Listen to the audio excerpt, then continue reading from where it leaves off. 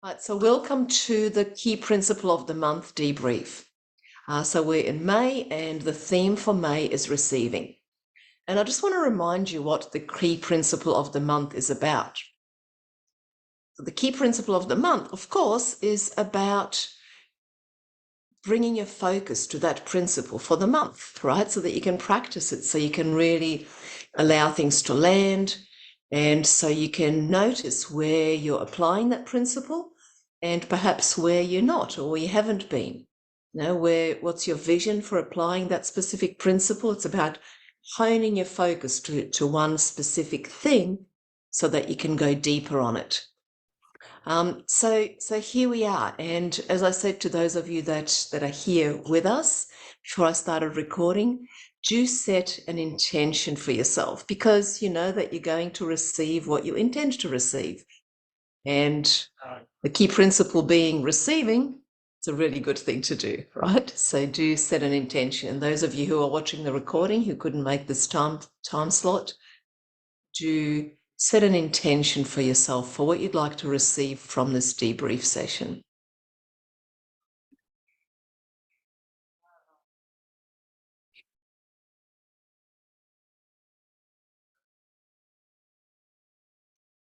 Beautiful. So let's have a little chat. That's what the debrief is about, right? It's about just really concretizing what's been happening, what's been going on for you, what landed for you around the principle of receiving. How have you been applying it, or how have you not been applying it, and what have you been the results? Right, so I'm going to open it up. I will present a little bit today, but not a lot. This is really your space to connect with each other. So if you're watching the recording, do have a look around. Have a look around who's in the room with you, and really use this space to connect with the community. So who'd like to kick us off? What landed for you around receiving? How have you been applying it? What's been happening for you through the month? And of course, with a focus on the principle of receiving. Rani, go for it. I saw your hand up. Hi, Welcome. yeah. Hello. What I realized when, and I was thinking about it when I saw that it was coming up, that after I listened to um, the session on receiving, I really got where I wasn't receiving, where I was closed energetically. I just was unaware of how closed I was to receiving. And it was really interesting. I realized that actually hadn't thought about it and hadn't put it.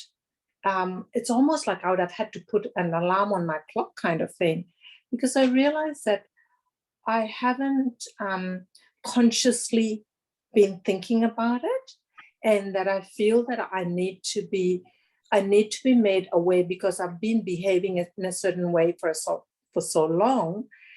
And so this act of receiving has to be something I would have to be in the doing to actually make it happen. That's what I got, yeah, in this moment.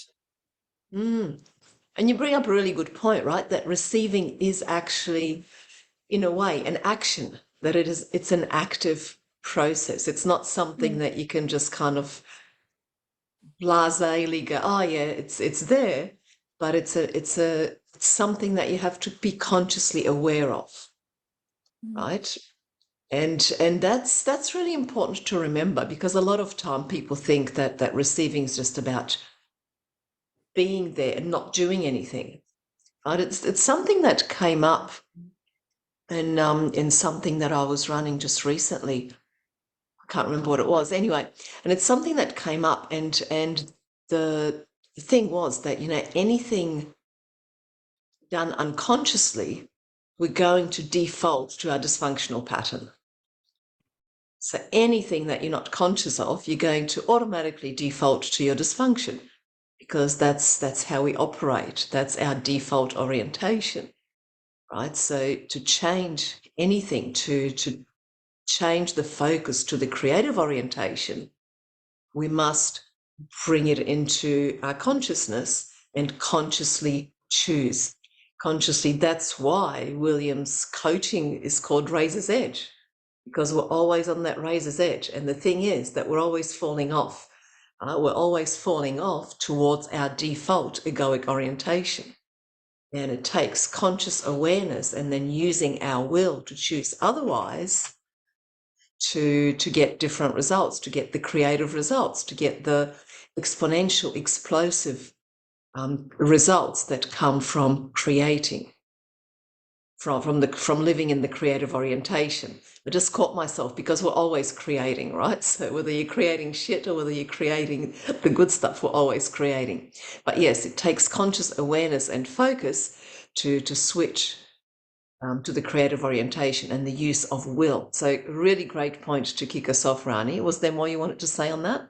Yeah, I just wanted to add that as you were talking, I realized that within that unconsciousness, I have probably not realized where maybe I have opened up, because some of the things that have happened in the last couple of weeks have actually shifted, like in terms of relationships and with my daughter coming to stay here for a few days.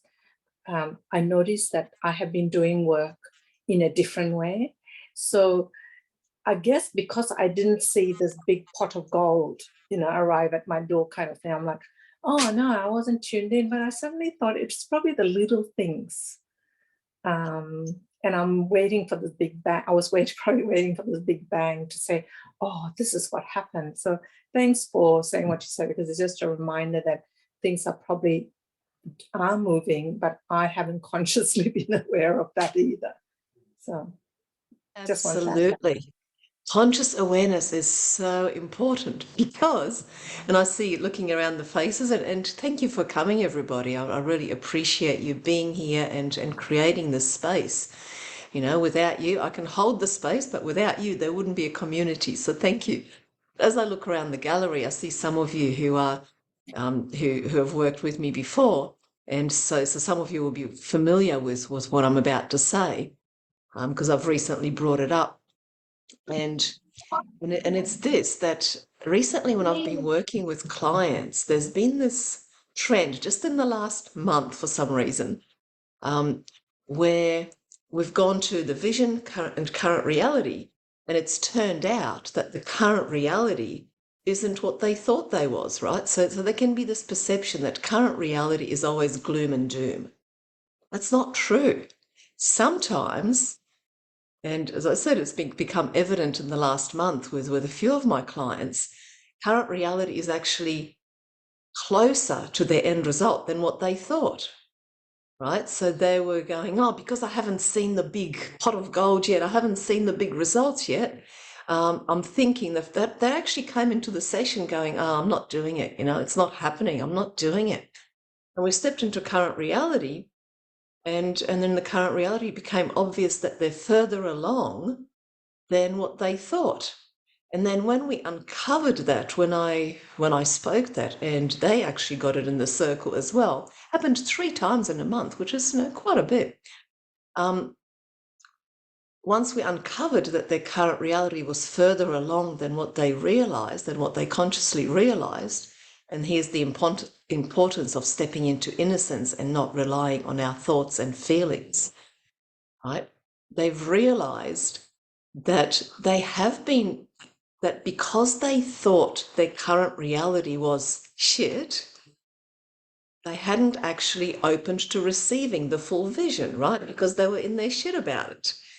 And the moment we uncovered that their current reality was actually that the choice was unfolding, things shifted even more because they opened up, they got out of their shit, right? So they opened to receiving the full expression of the choice, and within a week, things shifted for them, right? So that's another really good point that you make, Rani, that often consciously realizing and acknowledging where you're actually at, what's the truth of the current reality, can actually open you up to receiving more, right? Because you get out of your shit. You go, oh, actually, I have been doing it. Actually, things have shifted. So acknowledging what you have already received, what the universe and what your creation has already delivered, is it helps helps the momentum towards your creations, right? Momentum is your friend. So yes, we're going for the truth, one of the natural success values. which involves the truth of what your full extent of your vision is, and also the truth of the current reality, whatever it is. Thanks, Rani. Great share to kick us off with. Awesome. Thank you. All right. Who would like to go next? Who'd love to share and go next? Rachel, welcome. How are you going? Hi, good.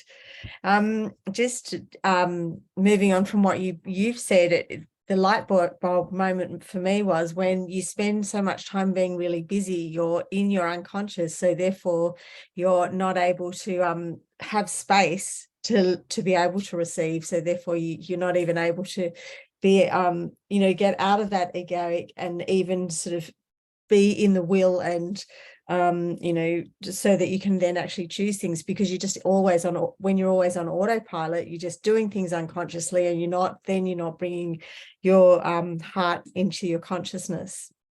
Yes, absolutely. So that flow, right? It's a flow of if you were there, or if you watched the recording of the original session on receiving, it's that flow.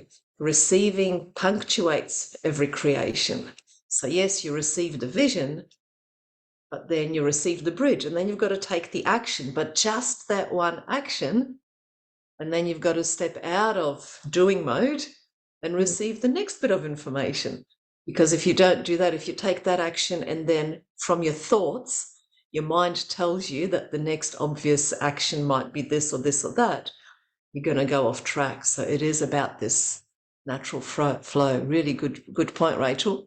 And do you have an example of where you have been applying it or haven't been applying it, and what the results were? Have you got a story? Oh, I've just been really busy with work and things, and I've noticed I've done things on autopilot, and just, then, being in situations where I've paid stuff and haven't fully looked at what I've paid, and ended up paying a scammer, or, so there's just things that take you so far off where you want to be, because you're just not conscious and focused on the end result. And I just do things on autopilot, then you don't I don't spend the time to sort of really analyze things enough, and to then go back into what you love and then what your steps are from your end result. So it tends to shit.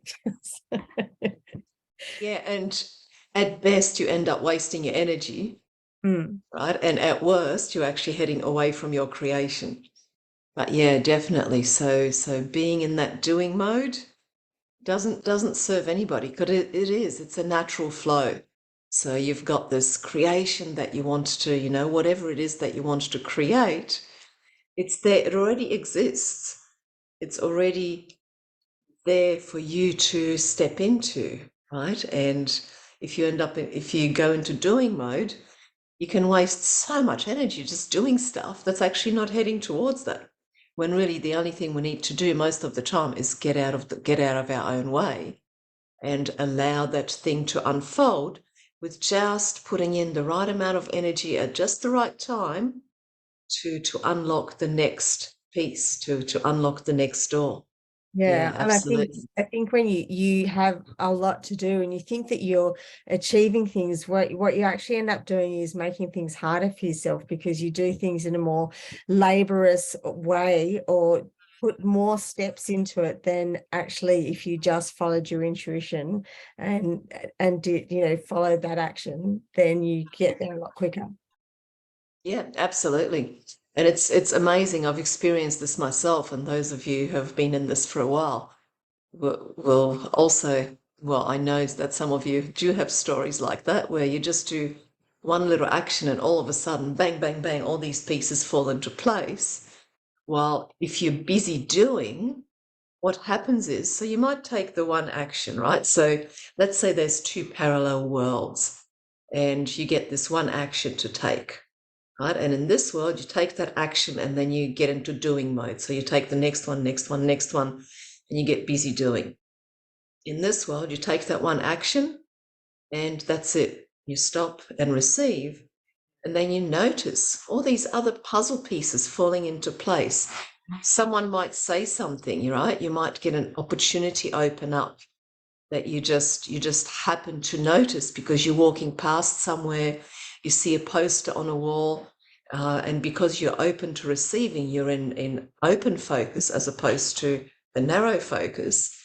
Because you're open to receiving, you notice that poster, and that can lead to some gig or an engagement or something that you wouldn't notice if you're in doing mode, right? If you're in doing mode, because you're not open to receiving those bits of information, you don't even notice the pieces that are already coming together to help your creation along. And that's the danger of it, right? It's not just that you waste your energy, but that you actually miss the opportunities that are presenting themselves that could 10 times your creation, right? So rather, you might be thinking of working with someone one-on-one, and in this life, in this mode where you're open to receiving, you might suddenly get an opportunity to speak to 100 people, right? While here, you're going, oh, how do I get that one client? And you're scrambling and putting up social media posts and da-da-da-da.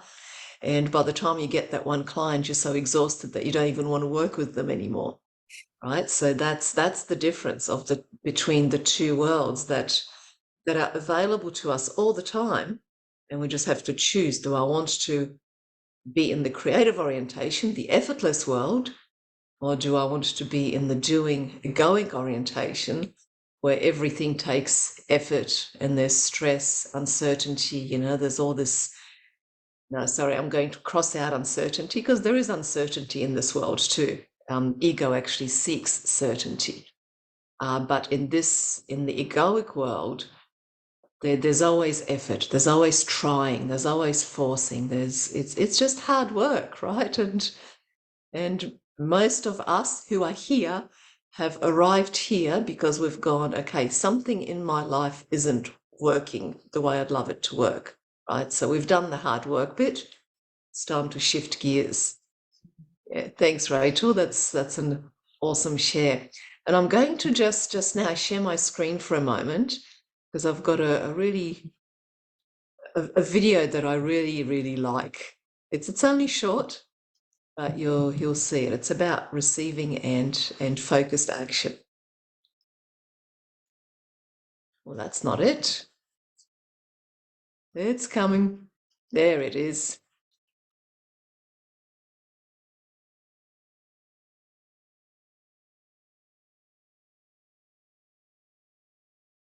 And just receive from that image what's there for you to receive. Just hold that image.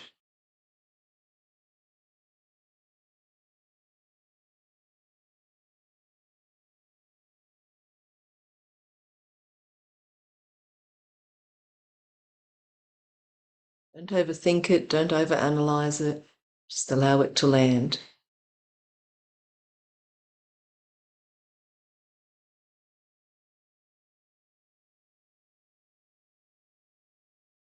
So what did you get out of that? What landed out of that? Claire, hi, welcome, good to see you. Hi, nice to see you too. Hi, everyone. Yeah, just the thing that was obvious to me from seeing that spinning around is that it's a cycle of the yin and yang, the masculine, feminine, receiving and then taking action, or using our will and then being open to receiving and then taking the action. It's like flows through the kind of doing and the not doing, the being open and then the doing. And it's just that, yeah, the cycle of just, yeah, being in that flow of receiving and doing in a way. Yeah, and it's like that perpetual motion machine, right? The momentum of one feeds the next. So it's really minimal effort, isn't it? Yes. And I was going to say, when I'm saying doing, I almost don't want to use that word. It is doing. We are taking action, but it's that inspired action. So it's not that heavy, hard work, 99% hard work and a little bit of receiving. It's like really balanced way of receiving and then doing, like you said, the action that's just important, that makes a big difference. And it's that effortless kind of momentum that starts happening. So it's really, yeah, awesome. Yeah, and have you experienced that? I mean, you've been doing this. You're quite an experienced creator. Yeah, I've had some really amazing experience of doing of receiving and not receiving recently. So an experience of receiving I had was, I just had the thought literally about 2 weeks ago, I thought I'd really love to share alchemy with a group of people, you know, like a little workshop, just with a group of people. But I don't know where I'm going to find them. I don't know. I don't even have my website up. I don't know, you know, but I just felt like sharing alchemy. And then I'm writing a book with this lady who's invited me to write a book. So we're working on that, and I was open, I'd received that. And we were just chatting, and she looked at me and she goes, hey, how would you like to do an alchemy workshop to my group of entrepreneurs next week? And I was like, oh my God, I would love that. It was just such an obvious yes, because I'd been thinking I'd love to do that, didn't know how. And I guess just doing the alchemy and taking bridging actions every day on what I am receiving. So it just flowed in.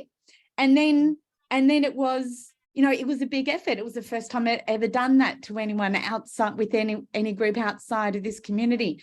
So it was like a big, like it was a really big deal for me. And I was like, I don't know how to do it. And so, you know, so then my ego kicked in, and then I was like back into the creator, I can do this, you know. And so then, yeah, and so I was open to receiving the structure. And I actually worked with my coach guy, reviewing the transformational structure, which was amazing, really helpful.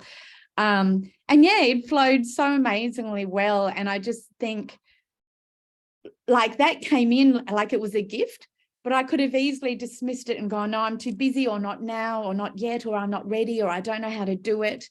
But so it's like receiving and then going, now what do I do with this gift?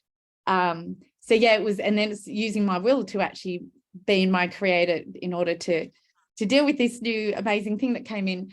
And then an example of not being open to, or not acting on what I received was, I was working on my website and I was really excited about it.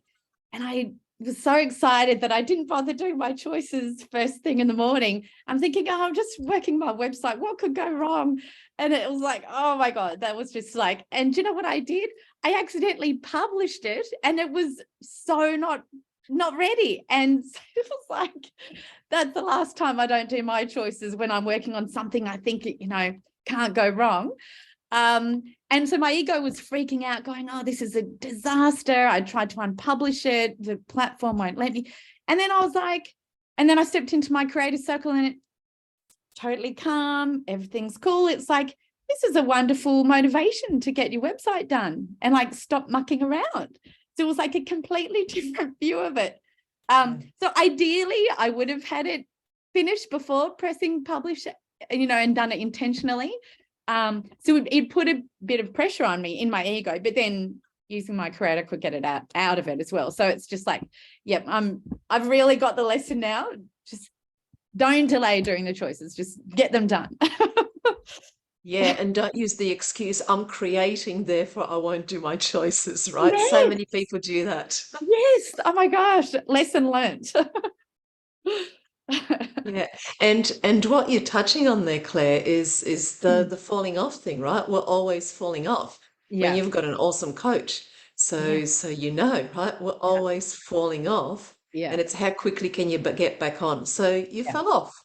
You realize that you fell off, or that you're falling off. You're like, and how quickly can you get back on? And things just realign, right? Yeah. Yeah. Yeah. Yes, razor's edge. It totally resonates, that image of walking along the razor's edge. Yeah.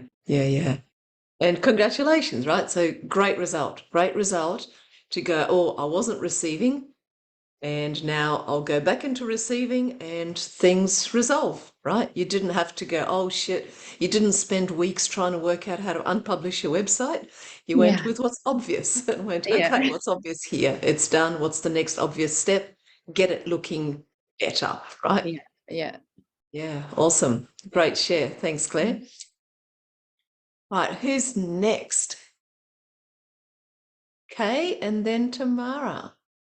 Yeah, my eyes were drawn to the shadows that those little pebbles were throwing. So as it moved around, the shadow with each one increased and decreased. And I find that, you know, as I'm progressing, beliefs jump in. And so I deal with that one, and then you get on to the take the next step, and beliefs might just come in, you know, that shadow side, deal with it, move on. And I love the way with that movement, you know, it was going forward and the shadows were coming and going and changing, and they bloody well are, aren't they, all the time? Stories are there. We run the stories. Yeah. Thank you. Yeah, great. And look at that, right? So you looked at that video and you received something that other people didn't even notice, right? Just by being open to receiving. I mean, what a perfect example about receiving. We each receive according to our intention, according to our own genius, according to where we're at the time. So what you notice, we can all be watching the same movie and receive different things out of that same movie. We're all going through the same life, but we receive different things out of that life, right? Based on where we're at and what we're open to receiving. And yeah, I love that the shadows were going in and out. And that's the, you know, part of that is that pendulum swing, right? You can't avoid it. You can't not. That the pendulum swing is one of the principles. But how you deal with it, whether you get caught up in it or whether you observe the shadow coming and going, is your choice. Yeah. Yeah, thanks, Kay. Good one. Tamara. Hi, welcome. hello everyone. Gosh, what a beautifully synchronistic sort of path we've traveled. Even this evening, I'm receiving that, which is really lovely. It was so powerful. The key principle of the month for me. I'm just looking back at the notes I made at the first session, and you said to receive. You were giving us the definitions of receiving, and one of them was to suffer or experience something. And boy, was that my experience. 2 days after we did the receiving key principle of the month, I also attended the Meet Your Dark Side, and I went through the Meet Your Dark Side meditation, and what I received from those two experiences combined was really incredibly powerful. I was over the course of the next few days and weeks, I was sort of in a I guess a state that I didn't want to be in. I was in a very low sort of state, and I was trying, as we say, you know, not the busy work, but trying to identify what process do I need to do? How can I get myself out of this? And I thought I was being in my creative self, trying to apply the principles. And at some stage, I received this inspiration and this guidance that actually it was my ego trying to get me out of feeling bad, because I have very strong 7 tendencies, which is that I can't accept anything negative, and I can't be negative. And part of the Meet Your Dark Side meditation, and I'm just looking at those notes, I've written it down. It says, being vulnerable will help you get there. And I had this huge epiphany that I was trying to resist the dark place that I was in. And all I really had to do was receive that, accept that, allow those emotions to be in me, and allow myself to be in those emotions. And as soon as I had that realization, the intensity and the power of those emotions just dissipated incredibly in that moment. And then as I took some time to express those emotions, I took the opportunity to do something I have never done before, because it's part of my dark side. I can't be vulnerable. And I shared with a friend who introduced me to this work how I was feeling. And this is a very close friend of 20 years who has never heard me share that I am not okay and that I'm not in a good place. And it was such a gift for me to be able to be vulnerable. I received that gift of vulnerability and how powerful that is. And it was incredible. And very quickly over the next few days, I was in a much better place. And I'm looking right now at the diagram I drew of the swing when you were talking about it. And I was trying to hold myself on one side of that swing and not go through the journey. And as soon as I allowed myself to go to the darker side, I came straight back to, you know, a better place, even higher. As you were saying, when you just kick at the right time, you get higher, right? And that was where I came back to. And I've had all sorts of receivings happening this month since then, receiving inspiration and intuition at just random times that I've noticed, oh, I should do this, I should do that. And I had this great experience. I was meditating on the bus on the way to work, which again was a received, sort of inspiration that I should listen to this meditation. And I opened my eyes after about 25 minutes, just in time to see a sign plastered on a building, and it was a receiving dock, and it just said receiving over it. And I was just like, it's happening. It's like, give me a sign. Bang, there it is. Exactly. And it just was incredible because I was so connected, and there it was. And then even more recently, the friend who I had shared my vulnerability with shared with me how powerful that was for her, because I thought I was doing it for my own progression through this work, and it never occurred to me that it would benefit someone else that I shared that vulnerability with. So again, I was able to receive more of the gift of the power of that vulnerability, and it was just an incredible journey of just seeing how much I'm receiving when I allow myself to receive. Just incredible. So thank you. Beautiful. That's awesome. And what you're talking about there is how that momentum builds, right? When you can allow it and you don't allow the freaking out ego to put the brakes on it, because that's what we do. The creations, everything in our life, everything that we would love is already naturally unfolding. And it's only when we start to freak out about it that we actually put the brakes on it, right? The only reason we don't all have everything that we would love is because we're putting brakes on it in some way. So what you've experienced is that, when you open, when you allow the ego to freak out, and you go, yeah, you freak out, that's fine. Allow the 5-year-old to have its tantrum, but you don't buy into it. You don't let the 5-year-old drive the bus. And then the momentum builds. You start to receive more and more and more. That's creating, right? That's when you're creating, when you see the explosiveness and the expansiveness of it and the natural growth that happens. Yeah. Absolutely. So thank you. Thank you. Thank you for sharing. Thank you for applying what you've learned, right? That's the thing. Applying what you've learned, and you notice that there is a natural expansion that happens in life. And when you share that here, when you share that with others, then others get inspired and go, oh, okay, now I know what I'm looking for. Now I know what I'm creating, as opposed to just doing. Yeah. Awesome. Thanks, Tamara. Thank you. Now, did I say somebody else? That was Kay, Tamara, Louise. Hey, how you going? Sorry, I thought you said someone else's name before me, but you just said me, right? Yes, I did. Hi, Louise. I've had a really interesting journey as well. So I was also talking to a friend I'd known for a very long time. And what came up for me was that I seem to be okay with receiving things that I create for myself. So I actually created this hoodie. I wanted a new hoodie this winter. I wanted a blue one, and I walked in the shop and it was right there. So that was awesome. So when I'm creating for myself, I'm okay.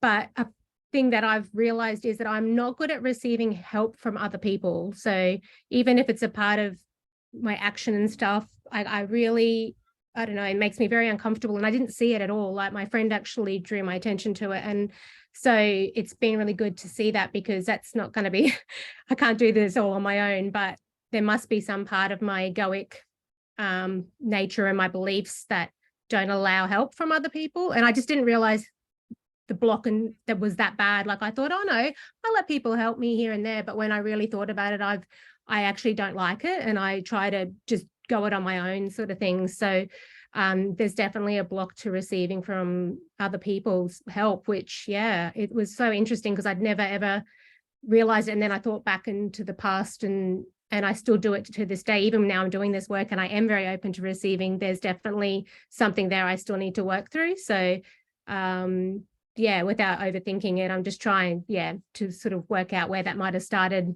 because it hasn't come up in the courses at all. I've got a lot of stuff, that gets pulled out when we do all the work, but this one I didn't even see it. So I'm really grateful that my friend alerted me to it, and I'm looking forward to working through through that. But yeah, and thank you as well. This is, yeah, I love the session, and I'm glad we're all here for the debrief, and thanks to everyone for all their shares as well. It's lovely. Thanks. Thanks, Louise, and thank you for your share. And there's a few things that you said that I wanted to, in service to you, pick you up on, right? So the first thing you said was, I realized that I'm not good at receiving help from other people. So what's your subconscious hearing there, right? I'm not good at this. And then there was a couple of times that you mentioned something like, oh, I've got to work out where it's coming from, and I've got to, there's some kind of a block, and I've got to find it, and I've got to find a way to get through it, and all of those things, right? That's not creating. So creating is about noticing it, which you've done, right? So you've now become aware of it. So you can't change what you don't know. So awareness is key. It's the first step. And the second step is, that's your current reality. Put it in your current reality, and then go, okay, what's my vision and what's obvious? That's all. It's that simple, right? And there are a lot of people who have done other work or have come from other modalities. And I am one of those, was one of those that would try to go, okay, so how does this fit in with the other stuff I know? And now that I've realized this, how do I deal with it? What do I do about it? And now, a few years down the track, I realize that there's absolutely nothing that you need to do about it. Right? You don't need to find out where it's come from. Sometimes it's useful, sometimes in the course of coaching, it becomes obvious to do a GAPS process, which is a process from mastery, right? Where we do go, but just briefly, to the root of something, but it's only a very small part of it. The key is actually in refocusing on the vision. It's in realigning with the creator. And you will know when you start to do it more and more, you will notice that where it's come from, and how it's affected your life so far, and all of those things literally becomes irrelevant. It becomes this tiny little thing that you go, oh, why did I ever worry about that? Right? So that's the thing about creating and receiving, is that you receive the information, so you receive the awareness, which is great. And then the thing is to not buy into the egoic agenda of getting caught up in that and going, now, before I can move on, before I can create this big thing that obviously I can't create by myself, so I will need other people to help, right? This is for those of you that, I can't even remember which course it was in, but the crocodile jaws. Are you familiar with the crocodile jaws? Yeah. So that's the ego, right? So you receive the awareness that there's this thing getting in the way, and then your focus can get hijacked by that, where you start to deal with that rather than just going, okay, I've got this awareness, I'm going to bring it into current reality with me, and here's my vision, this is where I'm heading, right? And that's all it is. That's all there is to it. So give that a try. Just receive the obvious next step towards your big creation. And thank you so much for that, because yes, I am, as William would say, a fixer. I think I always have to fix everything, and the need to know gets me at times too, obviously. So I need to know. Yeah, so that's awesome. Thank you for clarifying. Yes, it's good to know our dysfunction, because then we know what not to buy into, right? When you know your dysfunction, the only reason for knowing it is to go, oh yeah, that's the stuff not to buy into. Now, what am I actually going to do? So if the obvious next step is to find someone that can help with the next step of your big creation, then you find someone and you allow them to help you. That's it. Done. Easy, right? 20% of effort, 80% results. It's that easy. Yeah. Cool. Thanks, Louise. Great share, and thank you, because that's going to apply to many people. I know from personal experience that many fall into that trap, right? I can see some nods in the gallery going, yeah. Great. Thanks, Louise. Anybody else that's ready to share? Janine, hi, how you going? It's been a while. Hello, I know I've been watching the replays. I'm still with you, still with you in spirit. I understand, you know, where Louise is coming from as well, and I think it almost goes back to that. And you mentioned this in the first one too, around just accepting even compliments. Oh, you look nice today. Oh, this old thing, or you know, oh, you should have gone to Specsavers. You know, I come up with a smart ass response. I can't take it because it goes against my belief of not being worthwhile or good enough. So, you know, you can't say. I almost close my ears. I don't hear it. So, you know, getting past that little hurdle, I mean, is that so basic? You need to get past that first little hurdle before you can then accept all these other wonderful things that are coming your way that you don't feel worthy of. You know, like you need to, I need to take that on board as well. You know, simple as playing tennis, you do a good shot. Oh, I meant to go the other way. Yeah, straight away I come up with, I don't just go, thank you. And I heard a lady do it the other day. She did a good shot and she went, thank you. And I went, received. Good girl. I've got to do that. I've got to pick myself up more around those little things that will then lead to the bigger ones, I believe. Yeah, absolutely. And it's not really even a step-by-step process, right? Because when you step into your creator, then you're there.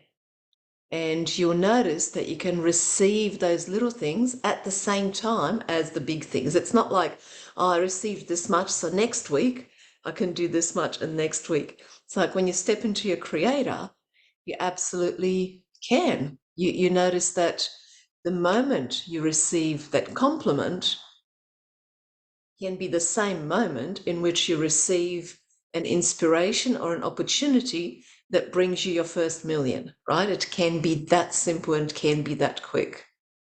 That's the beauty of creating, right? That the moment you align with that vibration of, oh yeah, I am open to everything that is here for me to receive, it just comes in. Because let me ask you this. So if you put let's all put a creator circle around Janine, right? So we draw a circle and go creator. Creator. Okay, and if you stand in that creator circle, right? So you're in the creator circle, and just unmute yourself so you can speak. Telling the dog to shush at the same time. So you're in your creator, and I say, wow, Janine, I love your glasses. How does a creator respond? Oh, these old fit. No, thank you. Thank you. Yeah. And if the same creator suddenly hears, hey, Janine, look, I've got 150 women, and I read your post the other day, and I've got these 150 women, and the speaker that was going to speak to them is sick. Can you speak to them in 2 hours? What does that creator say? I could do it too. There you go. Right. So that's creating. So really great share. Yeah. Again, great awareness. And then the knowing that all you've got to do is step into a creator and receive the compliments. So next time you get a compliment, take that half a second, stand in that creator circle and receive it from there. Yeah. Beautiful. Thank you. I will too. Thank you. Beautiful. Thanks, Janine. Tamara, another Tamara Matthews. How are you Hello, going, yes, beautiful? there's two of us now. Hello, Yeah. you're looking lovely back from Bali. I'm loving this theme tonight. You know, it's one of those things where everybody's sharing their vulnerability, which makes me now want to share my story about receiving. So what you just tapped on then about the energy. So I had a session with my coach the other day, and even receiving my land of plenty was really hard for me at first because it was so way out there and beyond anything I could ever imagine for myself. And writing a book is a real big conflict for myself because I'm not a writer, and I used to tell myself all these stories. And working with my coach, we're like, no, we're going to change the story. We're going to do this particular thing. And, you know, it was the choice we're working on the other day. So I've left the session feeling amazing. I've got this amazing energy going. I'm just going to write this amazing book. See my accountant, of all people, because I'm borrowing his apartment. And he gives me the keys and we're just chatting out the front. And I'm like, oh, guess what? I'm a writer and I'm going to write a book now. I don't know how I'm going to get that started. And he turns around and he goes, I'm actually publishing a book, because he's Angry Anderson's accountant as well. And Angry's writing a book. So he's like, oh, I'm actually doing that whole deal for him. I can do that for you if you need me to. And I was like, oh, hold on, I haven't started writing the book yet.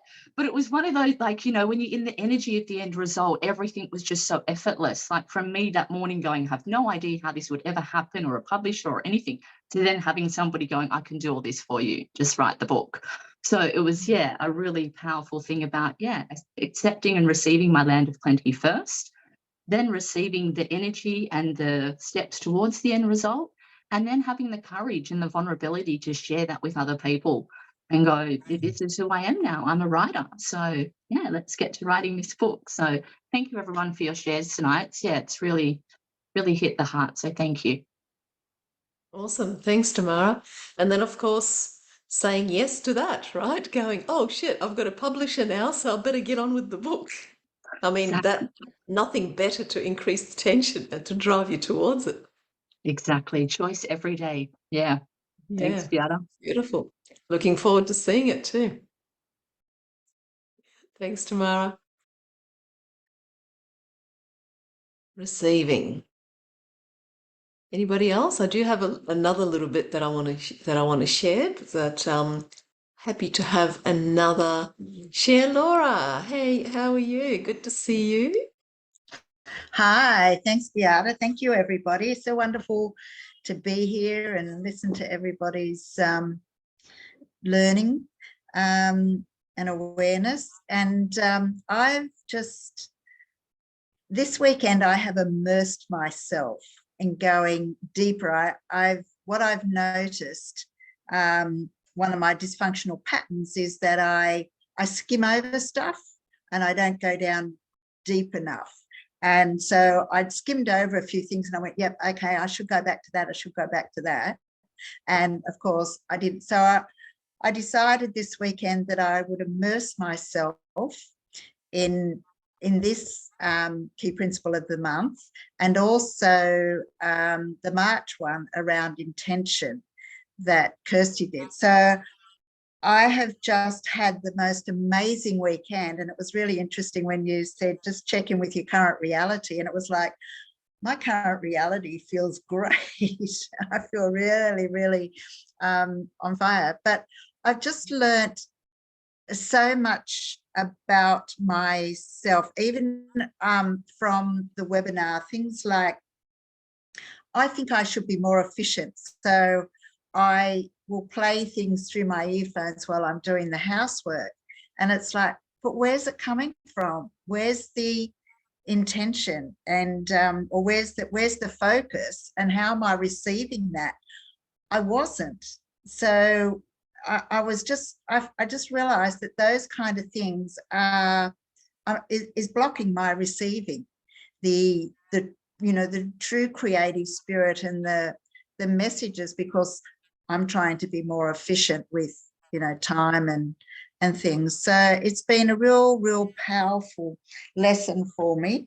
And I also this weekend while I was doing all this, I had my ego, even though it was a beautiful day, my ego was saying, well, come on, go outside and go for a walk, go out and do this. And it's like, sometimes even the ego can distract you with a really, really good thing to do.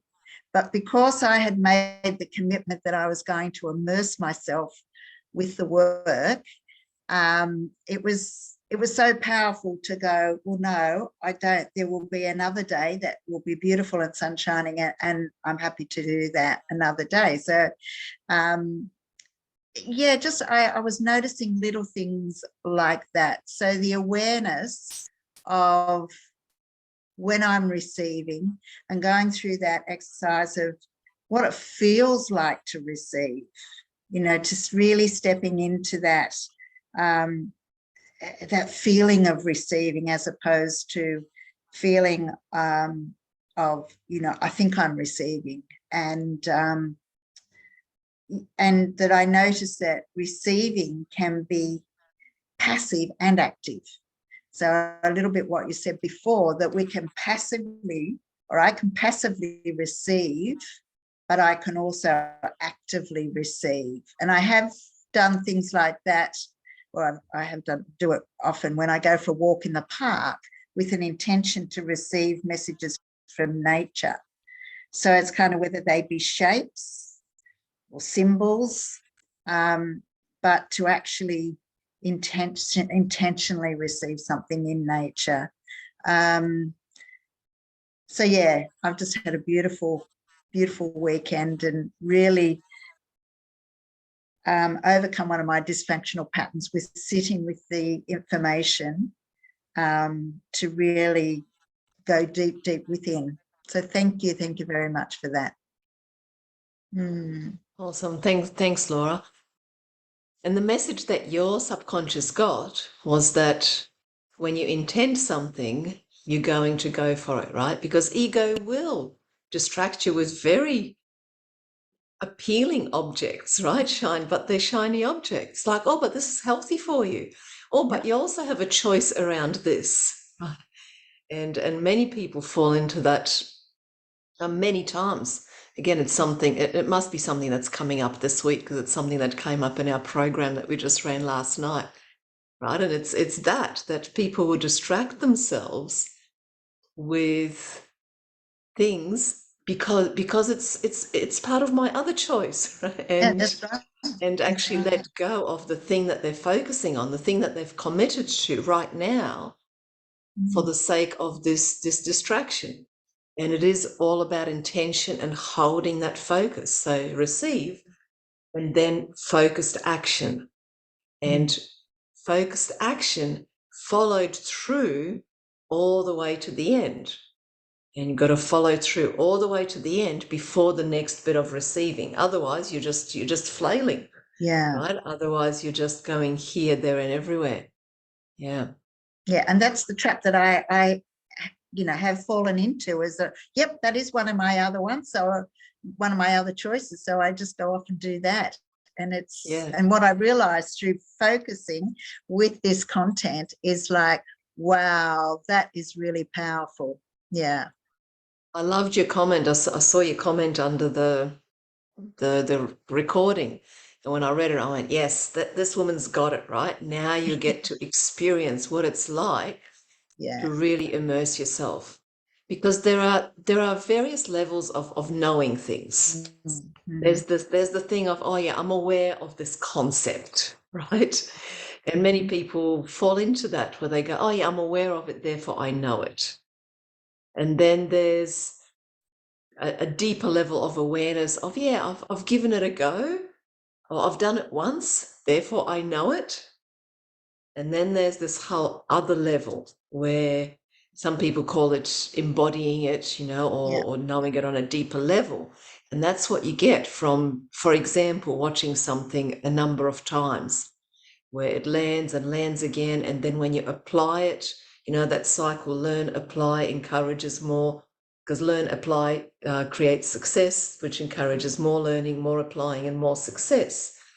Right? So you're getting that upward spiral, that building of momentum, where you get bigger and bigger results for the same amount of effort, simply because you're applying and keeping that momentum going and receiving it on a level that's really deep, on a level where you're actually living it rather than just knowing it. Yeah. So now that you know the difference. Yes. You know the difference. You can't unknow it, right? So now you know when you're just fucking around, when you're just, oh yeah, I know it. Yeah, I've heard it. Yeah. And when you're actually doing it. Yeah. Yeah. Beautiful. Thanks, Laura. Because it is, it is natural for us to receive everything that's in our land of plenty. That's why it's in our land of plenty. And again, it's something that a lot of people know, but to actually experience it and know it on that level of as the truth, right? Because many people know it. Oh yeah, I've been told that everything in the land of plenty is there for me to receive, but it's still going to take work. It's still going to get blah, blah, blah. when you know it on that deeper level, when you know it as, oh, that's actually the truth. So everything that's not happening, anytime that that's not happening, my dysfunction is getting in the way, right? I am down my dysfunctional formation.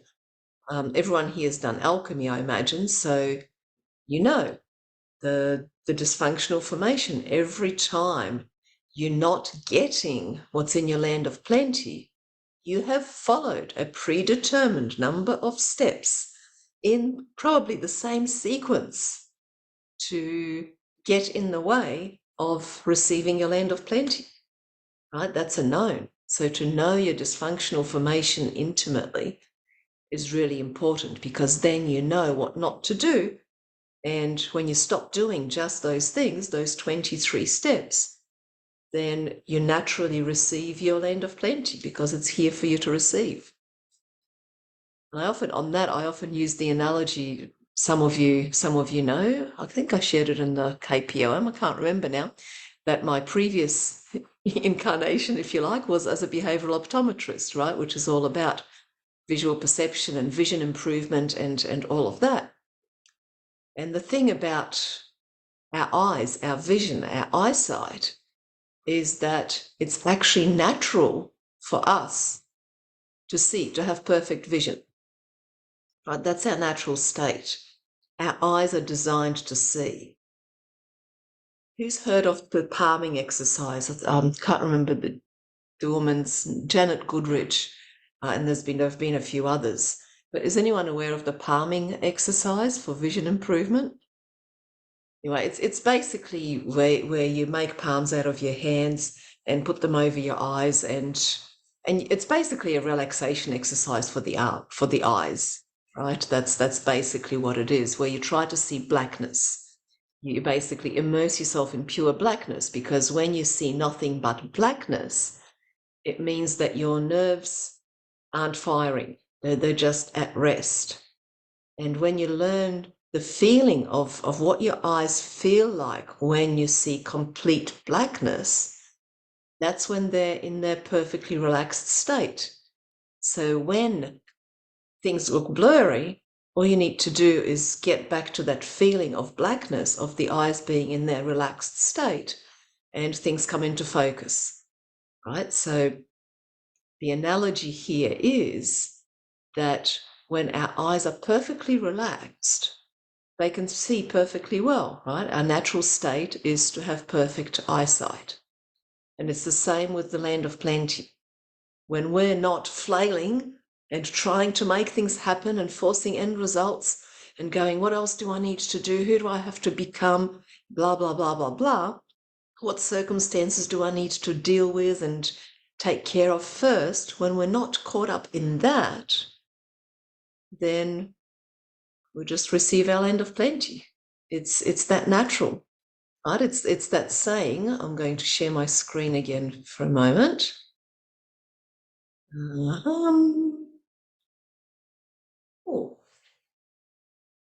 There it is. Right, it's this saying. I'm getting there. Not as prepared with this as I normally am. It's this saying: the psychotic drowns in the same water in which the mystic swims with delight. Right, and why is that? Because the psychotic is flailing. There's arms and legs going everywhere, right? And there's no need, right? They're swimming in the foam. They're fighting the foam rather than just gliding through the water. I actually got a great story about that. One of my friends, she was with her grandson who was 3 or 4 or something like that. And they were walking past a puddle, and it was a fairly deep puddle.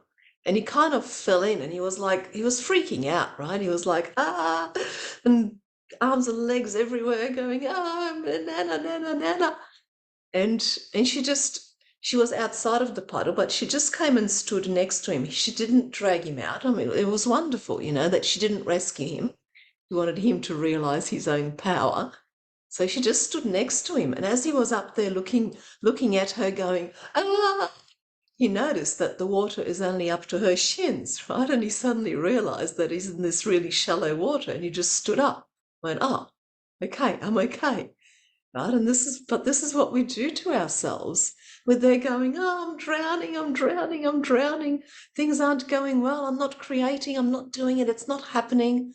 Well, all we need to do is just stop flailing, realize that we're actually in very calm water, and that all we need to do is float on top of it. And we do that by holding our vision, right? By just connecting with that. And voila, things fall into place. So the answer to everything is stop flailing, rather than just come into that calm place. What do we call that calm place? Innocence. Right? The answer to everything is step into innocence and receive. Because while you're in your shit, you're not going to receive what the obvious next step is. You're going to receive something, but it's not going to be the thing that's going to get you out of your shit. What you want is to receive that next obvious action. Right? I'm going to play a couple of other little videos, so just receive these, and then we'll have a chat about what you got from it. So you've got to watch closely, because they're very short. So I'll play each one a couple of times. So here's number one.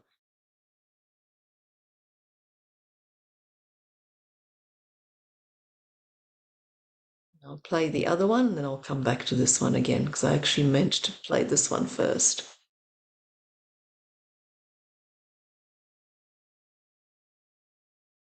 Okay, this one again.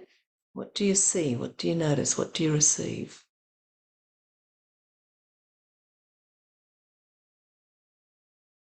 One more time.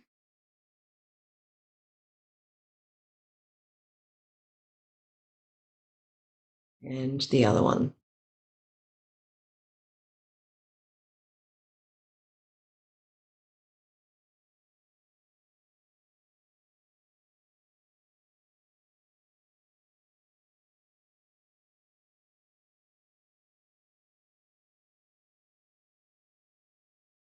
What did you receive out of that?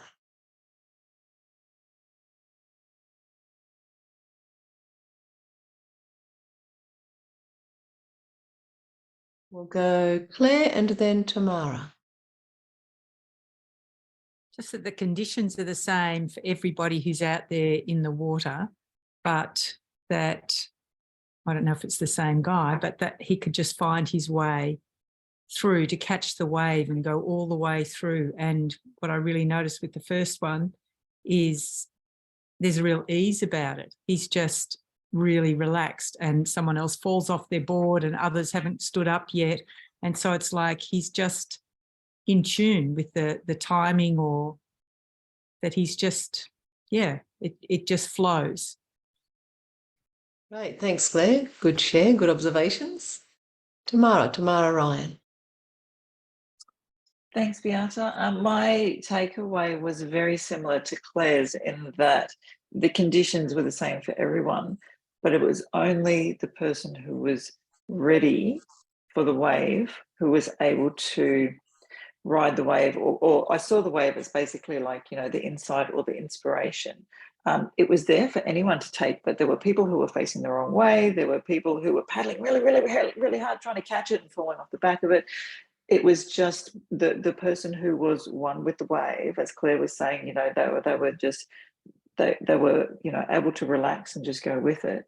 That was the one who was able to actually have the experience that they were trying to create, whereas others might have been trying harder, or might have even been sort of smashed by the wave because they were trying to get back out beyond it. But it was, yeah, very similar takeaway that the same wave was there for everyone. Yeah, good one. Thanks, Tamara. Yeah, that whole thing of the half wise will be smashed against the rocks, right? Yeah, thank you. Adriana, what did you get? Yeah, I get also the passive and active. That doesn't matter how the waves pick up, how they are big the waves, we can still go through it and be curious about it and manage, instead to be passive and scared and having fear from continue what we need to accomplish. Yeah, they're all really good points. right? So yes, the timing, it just takes those couple of strokes at the right time and you get to ride the wave for a long time, right? You get, for a small energy input, you're getting a huge result, right? But it must be at the right time. And for that, you must be tuned in. You must be in tune. You must be at the right frequency. So in tune with the frequency of the wave. And that's what receiving your land of plenty or your choices is. You must be in tune with that frequency. So, Janine, when you shared that, oh, I'm not, when people compliment me, then I'm kind of like, that's a different, the frequency of, oh, what do I do here? What do I say? Because there's probably a belief there that, oh, it's not good. It's, good people or nice people don't receive compliments because that means that too proud or too whatever, right?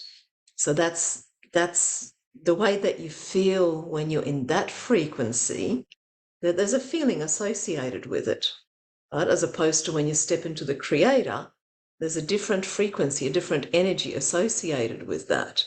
So when you're in tune with the frequency of your land of plenty, when you're in the frequency or the energy of the creator, then just those couple of strokes at the right time, bang, there you go. You get to receive without lots of effort. And as someone mentioned, some people might have been paddling harder, right? So there's people that can work harder, but it doesn't mean that they receive a bigger reward for their efforts. Not at all. Quite often, and I speak from experience, I've been trying to surf. I've been stepping into surfing, which is the ocean is one of my fears, right? If I can't touch the bottom, I used to freak out. And I got a bridge a couple of months ago to go out in the water with a surfboard every day. And those of you that follow me on Facebook will have seen some of the story along the way. We've just got back from a month in Bali where the waves are much bigger, much stronger, much more freaky, much more of everything, right? And it was really interesting having that experience of being totally smashed by these waves and going, okay, I wasn't in tune with it, right? I was in fear. I wasn't in tune and seeing the difference between the two.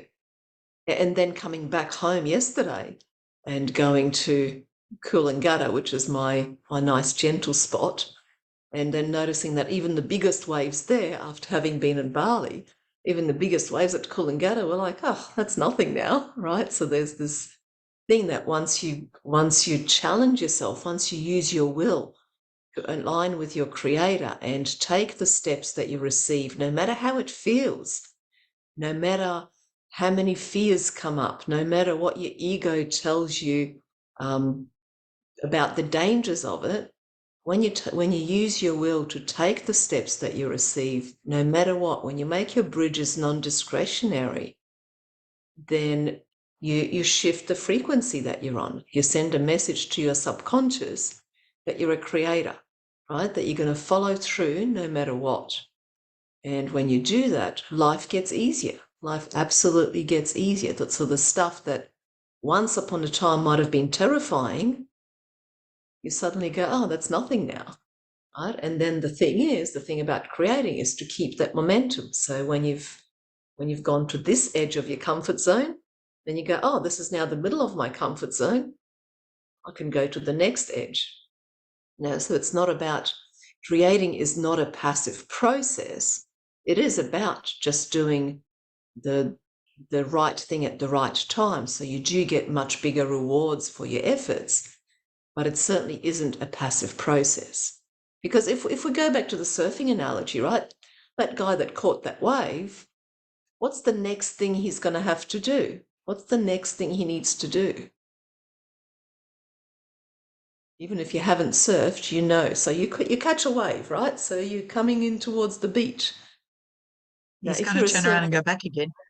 Exactly, right? So the next bit he's going to have to do is to turn around and make his way back through the crashing waves to get back out there, to get back out the back to catch the next wave, right? So it's not a passive process, it's receiving. He put in the effort at the right time. He received the reward of getting the ride.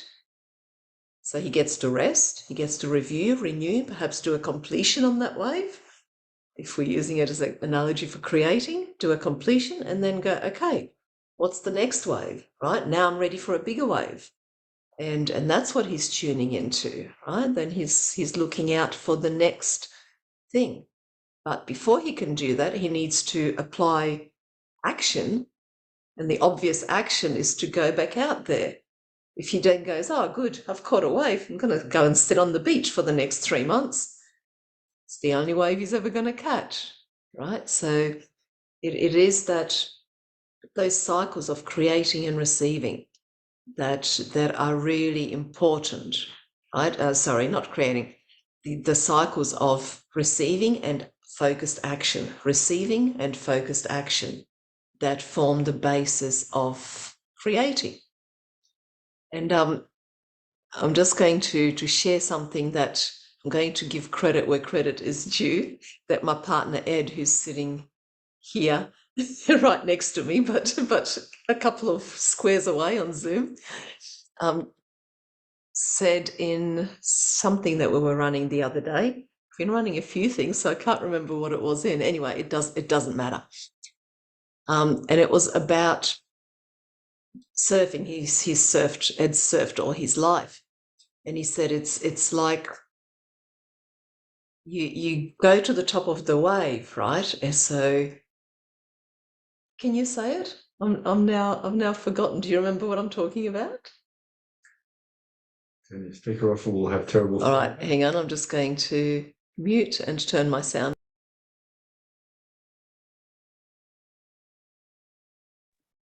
Yeah, so I was talking about using an analogy between rising up into innocence or into our greatness.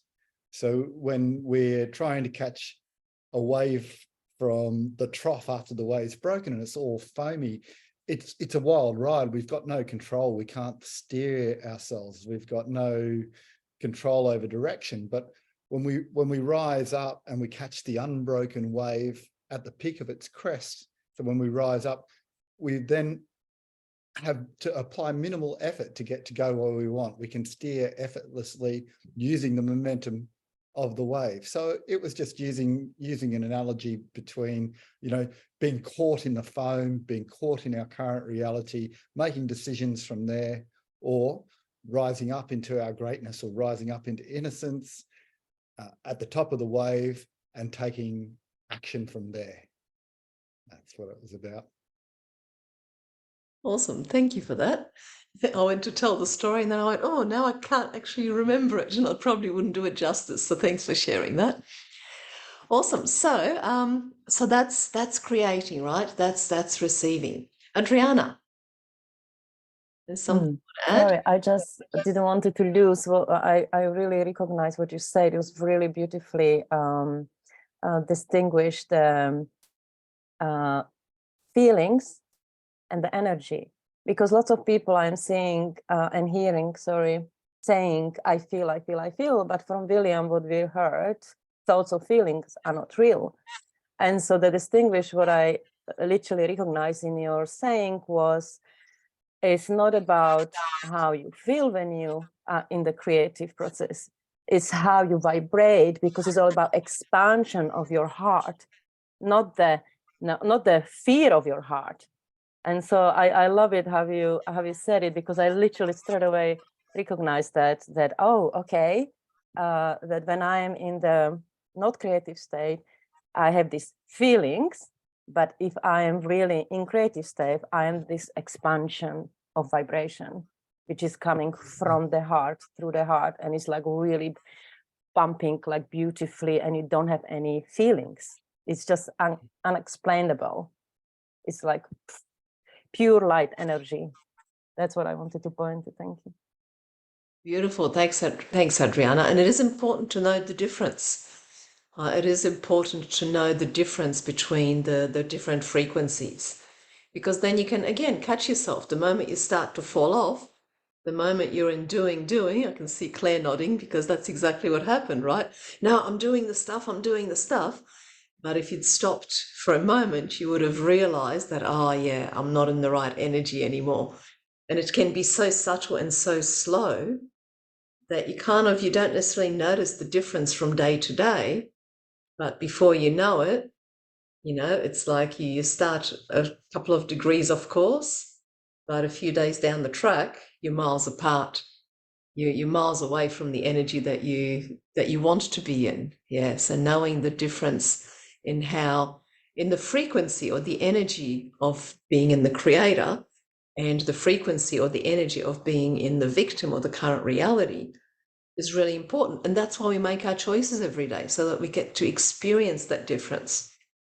Right? So we get to build the tension because we're aware of the, from up here, we can see the gap between the two. So that builds the tension, but also so we can experience what's it like to stand in the creator, what's it like to stand in the victim, so that you can, as you're going through your normal day, you can recognize when you're in the creator, and you can recognize, even more importantly, when you're in the victim.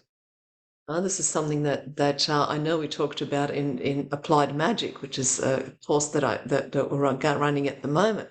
And it's all about applying the principles in your daily life, right? So when you're in the supermarket and you feel yourself in your victim, it's about recognizing that and being able to build the pathway so you can immediately go into your creator. Because if you go about your day in your victim energy and you don't realize it, as we said at the start, it's your default. So if you don't learn to recognize when you're in your victim, you're going to miss the opportunities. You're going to not receive. But if you can use your choice-making practice as the practice, it's a practice, right? You're practicing knowing what each one feels like, so that then you can recognize as you go about your day. You don't want there to be like the choice-making time, and then you get on with your day and just go about in your ego, go to your default dysfunctional orientation. You want to be in your creator energy as much of the day as you can, because that's when you get to receive the help, the information, you get to receive everything you need to head you towards your land of plenty.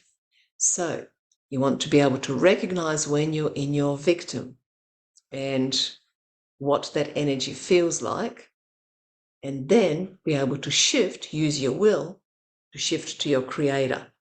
Because the reason we say use your will is because when you're in your victim, when you're in your stuff, often the last thing you want to do, your feelings will tell you that this is where you want to stay, right? You want to stay aggro. You want to get back at that person. You want to say that thing. I have a story about that I often tell. One of the first sessions that Ed and I ran together, I can't even remember what happened beforehand, but I was in my shit, like 5 minutes to go, like 5 to 6 or whatever the time was. I was in my stuff and I was just aggro. I was going blah, blah, blah. And Ed said to me, all right, come on, let's choose to be of service. What would you love? And I actually said this. I said, I'd love to stay in my shit, right? Because that's what you do, right? When you're in your shit, you just want to stay there. And that's where will comes in. That's where we use our will to shift from the victim. The moment you recognize it, and the quicker you can recognize it, the easier it's going to be to shift. The quicker you recognize that you're falling off, the easier it's going to be to be able to shift into your creator and then receive what's here for you to receive. So yes, thanks for that, Adriana. It's a good distinction, right, between feelings and the energy. Yeah. What energy are you bringing into things? What's your intention? That's something that came out of Laura's share. What's your intention? Your intention was to receive everything you could from watching the KPOM recording, right? So it became obvious that you don't just watch it once. You watch it a number of times. It became obvious to focus on it. So yeah, what's your intention? When you set an intention, it becomes obvious what you need to do, and then it's really easy to do it. Yeah. Thank you. All right. Who else? What else has landed?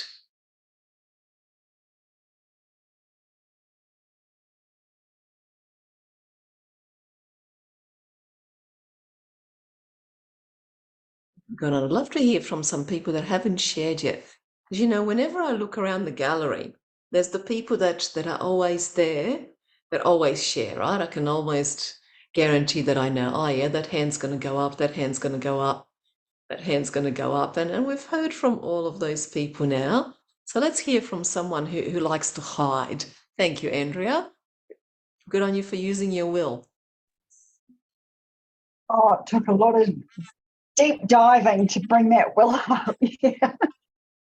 It's been a great session. Thank you very much. And I did attend the last session, and I've watched the recording, and you know, it is about, you know, sitting here listening to everybody, and I thought, you know, I've got to dig deep and find my courage, because I'm no different to anybody else really, in that I fall off the bandwagon, have been deeply in my shit for quite some time, and you know, need to stop berating myself, just recognize it and get back on with things. But watching the recording again, you know, more things landed for me, in addition to what really concretized for me in the first session. And I am very much, it was mentioned in the first session about, you know, you've got your list and you just mark the things off. And I'm very much a list maker,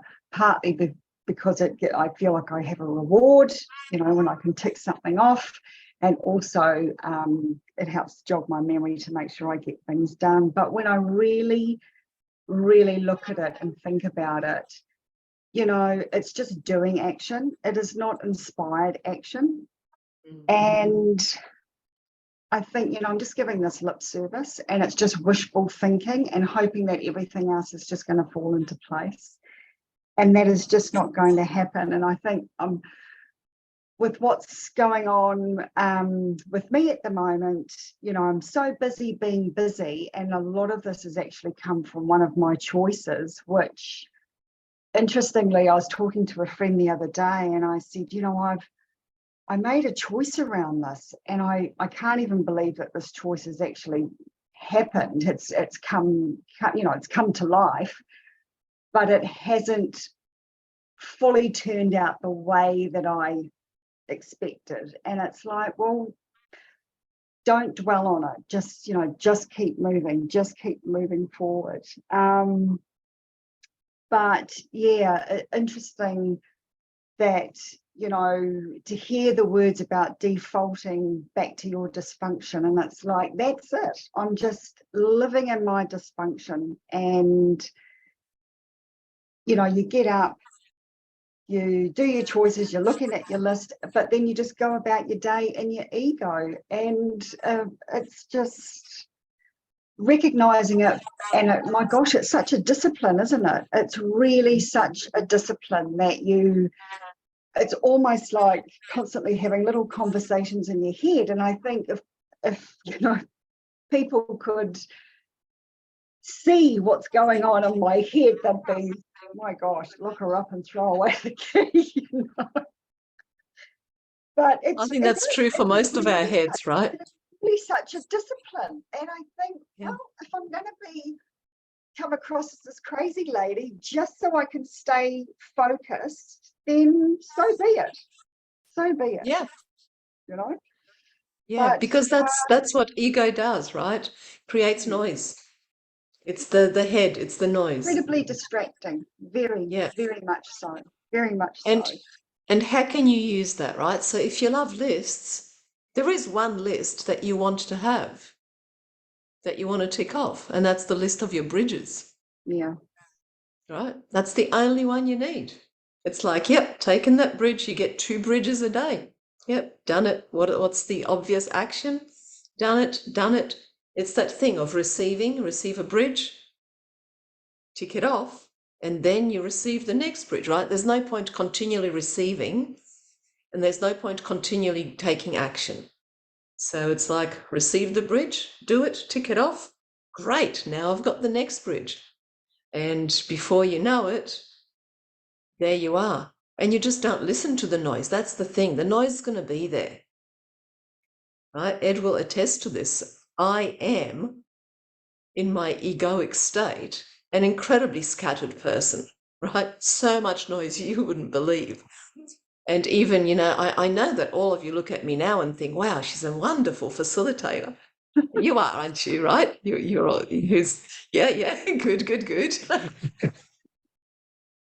The thing, I'll receive that, even if only a quarter of the people nodded, I'll receive it. I'll give it to myself. But the truth is that when I began, which was not that long ago, I was terrified. I would literally be in front of a camera or on Zoom or in person, and my mind would go blank and all the noise would come in. Every single thought that I've ever had, it felt, would come into my head all at once. And I wasn't great. You know, they say that if you don't watch your first video and you don't think, oh my God, that was crap, then you haven't moved forward. Well, I can watch my first facilitation videos and go, oh my God, I don't even know what I was talking about, right? Because I was so scattered, and I was scattered because I was terrified, and I was terrified because I was scattered. So I was feeding that downward loop. And it's really about going, okay, that noise is going to be there. And what's my intention? What's my end result? What's my theme? Let's bring everything back to that. And then the noise can be there. It doesn't matter. I just don't listen to it. Right? It's the same with the doing. It's like all those thoughts are going to be there. Oh, I should do this now. I should do this now. I could add this to my list. And I still do that. I still put a shitload of stuff on my list. And then I go, oh, was that a bridge? No, cross it off. Was that a bridge? No, cross it off. Right? So it's that simple. It's just about that focus, single-pointed focus when you're in the action mode, and the surrender in the receiving mode. Because that's what receiving is about, right? This is the last thing that I'll say because we're just on time. Receiving is actually about surrender. It's about that, yeah. It's about going, I don't need to know. Often we'll receive action steps that we go, I can't even see how this could be possibly related to that choice or any of my choices. And it's about saying, I don't need to know. I don't need to know. It's about making those positive assumptions, assuming that everything is coming together for you to receive your land of plenty, because that's the truth. That's your truth. That's why you saw it in your land of plenty. So surrendering to receiving the wisdom that comes from being in innocence is the key to it. And then taking those actions and making them non-discretionary, even if you can't see how, even if it seems and feels and your thoughts are telling you that, hey, that's taking me away from it. If it came from the higher self, if it came from a place of innocence, if you got it in a circle, then it's what you do. Send that message to your subconscious that for you, it's non-discretionary, right? That you will use your will to not listen to the noise, to the noisy 5-year-old ego, and instead step into the creator and present yourself to the world in that energy.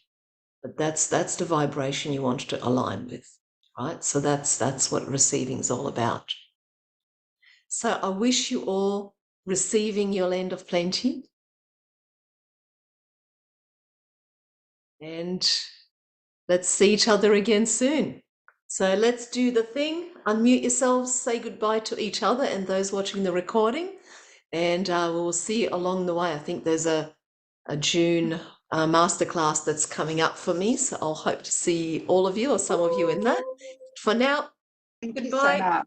Thank you for coming. Thank you Bye. so much, Beata, everyone. thanks Bye. For your everyone. vulnerability. Thank you. See everybody. Thank you. Thank you, Enjoy. enjoy. Love you all. Bye. Have a great week. Bye.